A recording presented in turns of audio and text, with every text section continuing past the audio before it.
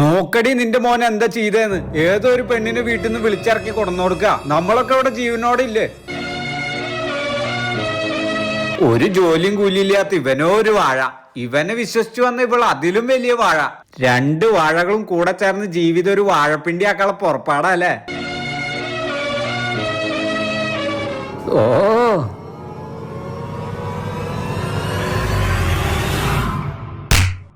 സ്വത്തിന്റെ ഭാഗം വല്ലതും ചോദിച്ചാ അടിച്ച് പെരടി ഞാൻ തിരിക്കും. ഇറങ്ങി പോടാ.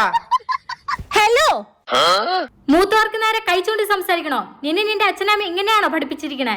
ഞാൻ പറയണത് അങ്ങോട്ട് കേക്ക്.